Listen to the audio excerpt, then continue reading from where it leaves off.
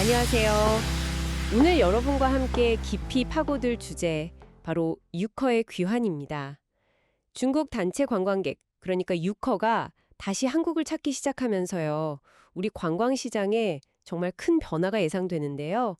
최근에 나온 유커 이즈백이라는 분석 자료가 있거든요. 이걸 바탕으로 이 현상이 진짜 뭘 의미하는지, 숨겨진 기회는 뭔지, 또 우리가 풀어야 할 과제는 없는지 좀 속 시원하게 이야기 나눠보겠습니다. 특히 이제 9월 29일부터 내년 6월 말까지잖아요.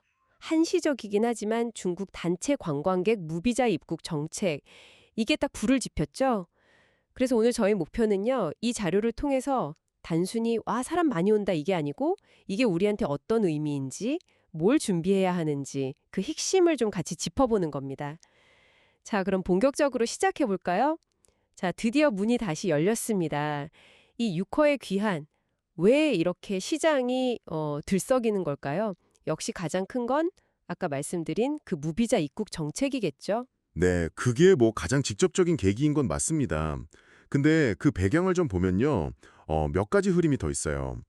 중국 정부가 지금 내수 살리기에 집중한다 뭐 이런 기조 속에서도요, 사실 팬데믹 동안 억눌렸던 해외여행 가고 싶은 마음 있잖아요. 그 수요가 분명히 있고 이게 서서히 풀리고 있다는 점.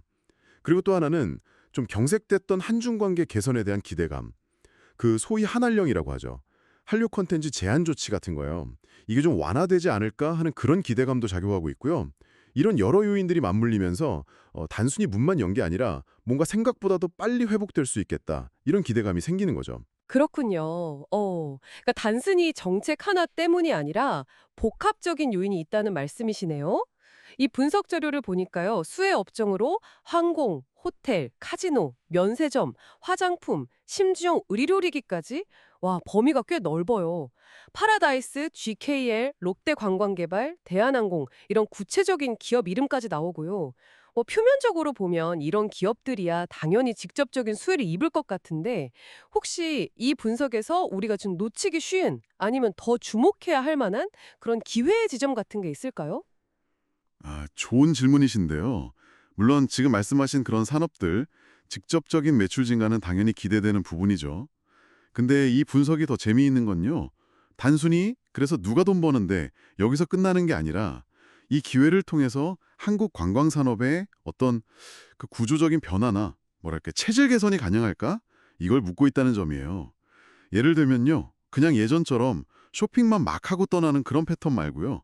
숙박이나 문화체험 같은 걸 좀 결합해서 더 높은 부가가치를 만들어내는 모델로 바꿀 수 있느냐, 뭐 이런 거죠. 사실 이 지점이 장기적으로 보면 성공과 실패를 가를 수도 있거든요. 그러니까 단순히 방문객 숫자 늘어나는 거 이걸 넘어서서 이번 기회를 어떻게 쓰느냐에 따라서 우리 관광 산업의 어떤 질, 퀄리티 자체가 달라질 수 있다 이 말씀이시군요. 근데 뭐 마냥 장밋빛 전망만 있는 건 아닐 거 아니에요. 분석 자료에서도 분명히 그 위험 요인들 이것도 짚고 있죠. 우리가 뭘 좀 조심해야 할까요? 네네. 균형 감각이 중요합니다. 불석에서 지적하는 주요 위험 요인을 보면 크게 한 세 가지 정도로 볼 수 있을 것 같아요. 첫째는 사람은 많이 와도 1인당 쓰는 돈, 그러니까 지출액 회복은 좀 더딜 수 있다는 점이에요. 아무래도 중국 내 경제 상황 변화도 있고 또 젊은 세대들은 소비 패턴이 좀 다르잖아요. 그래서 과거 같은 막 싹쓸이 쇼핑 이런 건 좀 줄어들 수 있다는 거죠. 그렇겠네요. 둘째는 뭐 면세 한도 조정이라든지 통관 규제 같은 거. 이런 정책적인 불확실성은 여전히 있다는 거. 이건 특히 면세점이나 유통업계에는 꽤 큰 변수가 될 수 있고요. 그렇죠. 마지막으로 그리고 이게 어쩌면 가장 중요한 걸 수도 있는데 이번 무비자 정책이 한시적이라는 거예요. 내년 6월 말까지잖아요. 그 이후에는 또 어떻게 될지 모른다는 거죠. 이게 쭉 이어지는 장기적인 흐름이 아닐 수도 있다. 이 가능성도 생각을 해야 합니다. 결국 이런 요인들이 우리가 기대하는 효과를 좀 깎아먹을 수도 있다. 이걸 좀 냉정하게 봐야 합니다. 기회랑 위험이 정말 같이 있네요. 특히 그 한시적이라는 점이 좀 마음에 걸리긴 합니다. 그렇다면 이 제한된 기회를 정말 최대한 잘 활용하려면 분석에서는 어떤 점을 좀 강조하고 있나요? 아까 말씀하신 그 체질 개선, 이거랑 좀 연결될 것 같은데요. 네, 바로 그겁니다. 분석은 이번 기회를 통해 한국 관광의 매력도 자체를 근본적으로 좀 높여야 한다 이렇게 강조해요. 특히 이번 정책이 단체 관광객에 좀 초점을 맞추고 있으니까 이분들을 대상으로 한 상품의 질적 혁신, 이게 정말 시급하다는 거죠. 그냥 뭐 쇼핑센터 몇 군데 찍고 가는 그런 패키지 말고요. 예를 들면 체류형 관광, 그러니까 한 지역에 좀 더 오래 머물면서 깊이 있게 경험하는 그런 상품 있잖아요. 아니면 우리나라 강점인 의료기술이랑 휴양을 결합한 의료 웰니스 관광 같은 거, 이런 고부가 가치 상품 개발을 제안하고 있어요. 여기에 뭐 K-팝, K-드라마 같은 우리 K-컬처 컨텐츠를 잘 녹여내면 더 좋겠죠. 와, 흥미롭네요. 그러니까 쇼핑백 개수 세는 것보다 얼마나 만족스러운 경험을 주느냐, 여기에 집중해야 한다는 거군요. 그래야 또 오고 싶고, 뭐랄까, 팬이 생길 테니까요. 정확합니다. 핵심은 그 경험 가치를 높이는 거예요. 단기적으로 방문객 수가 늘었다 줄었다 하는 거에 너무 기뻐하거나 슬퍼할 게 아니라 어떻게 하면 이 방문객들이 와, 여기 진짜 좋았다. 나 여기 또 와야지. 이런 생각을 하게 만들 것인가. 이게 바로 지속 가능한 성장의 열쇠라는 거죠. 양적인 팽창을 넘어서 질적인 성숙으로 가야 한다. 어떻게 보면 참 당연한 말인데 우리가 늘 좀 놓치고 있었던 그런 질문을 던지는 셈입니다.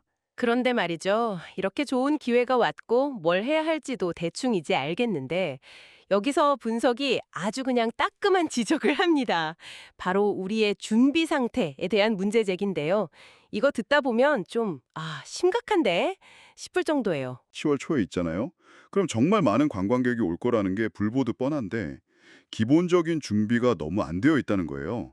예를 들어서 항공편은 충분히 늘렸는지, 호텔이나 식당 같은 수용태세는 괜찮은지, 공항이나 주요 관광지에 중국어 안내 시스템은 제대로 되어 있는지, 또 현장에서 손님을 맞이해야 할 여행사들하고 협력 프로그램은 만들었는지, 심지어 지자체랑 어떻게 연계할 건지, 이런 아주 기본적인 것들조차 제대로 준비가 안 되고 있다는 지적입니다.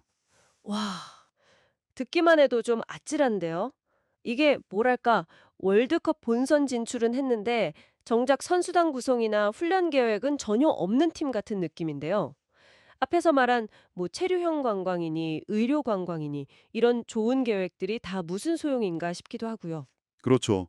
분석은 바로 그 점을 경고하는 겁니다. 정책 발표랑 현장의 준비 상태 사이에 너무 큰 차이가 있다는 거예요. 아무리 좋은 전략이나 상품 아이디어가 있어도 그걸 실행할 기본적인 인프라나 시스템이 안 갖춰져 있으면 다 그냥 그림의 떡이라는 거죠. 이런 준비 부족이 결국에는 모처럼 찾아온 이 좋은 기회를 제대로 살리지도 못하고 그냥 날려버리는 결과를 가져올 수 있다. 이런 강력한 경고입니다. 그렇다면 이런 준비 부족 사태, 이걸 막으려면 분석에서는 어떤 대안을 제시하고 있나요? 그냥 뭐 잘 준비합시다. 이런 구호만으로는 안 될 텐데요. 분석은 좀 더 시스템적인 접근을 요구합니다. 우선 정부나 지자체가 이런 단기적인 정책 변화나 시장 변동에 바로바로 대응할 수 있는 그런 상시적인 협업 체계하고 구체적인 실행 매뉴얼, 이걸 갖춰야 한다고 지적해요. 그냥 뭐 이벤트 있을 때마다 TF 만들고 이런 수준이 아니라 예측하고 대응하고 평가하는 그런 시스템이 필요하다는 거죠. 시스템이 필요하다. 특히 지자체 역할이 중요한데요. 중앙정부만 쳐다볼 게 아니라 지역 안에 있는 관광업계랑 자발적으로 협의체를 만들어서 선제적으로 좀 특색 있는 상품을 개발한다든지 공동 마케팅을 한다든지 이런 자생력을 키워야 한다고 강조합니다. 이런 시스템이랑 역량이 없으면 나중에 비슷한 기회가 또 와도 결국 같은 실수를 반복할 수밖에 없다는 거예요. 시스템 구축, 그리고 지자체의 어떤 자발적인 노력, 이게 핵심이군요. 자, 이제 또 다른 흥미로운 지점으로 한번 넘어가 볼게요. 분석 자료에서 상당히 좀 도발적인 질문을 던지는데요. 바로 기존의 인바운드 여행사들 있잖아요. 외국인 단체 관광객 유치해온 전통적인 회사들. 이 회사들이 과연 이 변화된 육화를 맞이할 준비가 되어 있냐는 거예요. 과거처럼 쇼핑 위주, 저가 경쟁, 여기서 벗어날 수 있겠냐는 거죠. 여기서 뭔가 중요한 시장 변화의 가능성을 좀 읽을 수 있을 것 같습니다. 네, 여기가 이번 분석에서 어떻게 보면 가장 흥미로운 예측 중 하나일 수 있어요. 겉으로 보기에는 이번 무비자 정책이 단체 관광객 유치에 강점이 있는 그 전통 여행사들한테 유리해 보이잖아요. 네, 그렇죠. 단체니까.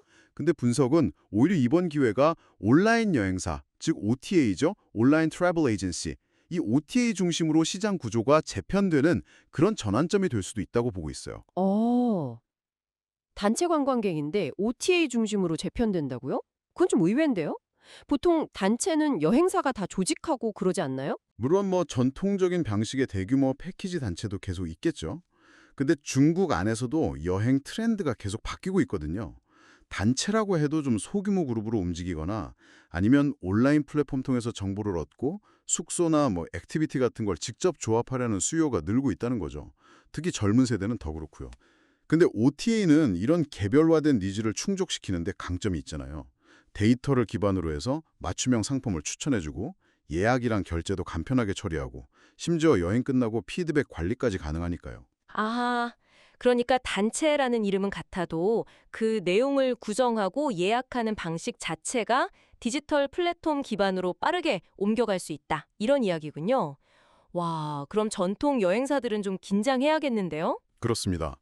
분석은 OTA가 단순히 예약 대행만 하는 게 아니라 앞으로는 데이터 분석을 통해서 상품 기획이나 마케팅 전반을 주도할 가능성이 크다고 봐요. 반면에 전통 여행사들은 이런 OTA랑 적극적으로 제휴를 하거나 아니면 자체적으로 디지털 역량을 키워서 온오프라인을 결합한 어떤 하이브리드 모델, 이런 걸 만들지 않으면 경쟁에서 밀려날 수도 있다는 그런 경고입니다. 따라서 정부 정책 지원이나 업계 전략 수립, 이 모든 게 이런 OTA 중심의 구조 변화 가능성을 반드시 염두에 두고 좀 발빠르게 대응해야 한다. 이게 이 분석의 핵심적인 제언 중 하나입니다. 겉으로 보이는 방문객 수 증가, 그 이면에 이런 구조적인 지각 변동이 일어나고 있을 수 있다는 점, 이거 정말 주목해야 할 부분입니다. 정말 흥미로운 분석입니다. 자, 오늘 유커 이즈백 분석 자료를 통해서 중국 단체 관광객 귀환이라는 현상을 여러 각도에서 살펴봤습니다. 정리해보면 분명히 항공, 호텔, 면세, 뷰티 이런 다양한 산업에 걸쳐서 큰 기회가 온 것은 맞습니다. 네, 그렇죠. 하지만 동시에 1인당 소비 회복 속도가 좀 불확실하다는 점, 또 규제 문제, 그리고 무엇보다 정책이 한시적이라는 그런 위험 요인도 분명히 존재하고요. 그리고 가장 중요했던 건 이 기회를 제대로 살리기 위한 우리의 준비 상태가 좀 심각하게 부족하다는 그런 따끔한 지적이었죠. 더불어서 OTA의 부상으로 대표되는 어떤 시장 구조 변화에 대한 능동적인 대응이 시급하다, 이런 점이었습니다. 결국 준비 없는 기회는 오히려 위기가 될 수도 있다는 경고, 이거 정말 잊지 말아야겠습니다. 네, 맞습니다. 오늘 주로 경제적인 측면 또 산업적인 측면에 초점을 맞춰서 이야기를 나눴는데요. 마지막으로 여러분께 이런 질문을 한번 던지면서 마무리하고 싶습니다. 이렇게 특정 국가의 관광객이 대규모로 그것도 비교적 짧은 기간에 집중적으로 들어올 때 이게 단순히 경제 지표를 넘어서서요. 우리가 살아가는 도시와 지역의 어떤 문화적인 풍경에는 과연 어떤 영향을 미치게 될까요? 관광객과 현지 주민 사이의 상호작용은 또 어떻게 변할지, 우리는 혹시 예상하지 못한 어떤 사회적인 변화에 대비해야 하는 건 아닐지. 오늘 분석 자료에서는 뭐 깊이 다루진 않았지만 한 번쯤 우리가 같이 깊이 생각해 볼 만한 그런 질문인 것 같습니다. 오늘 심층 분석은 여기까지입니다.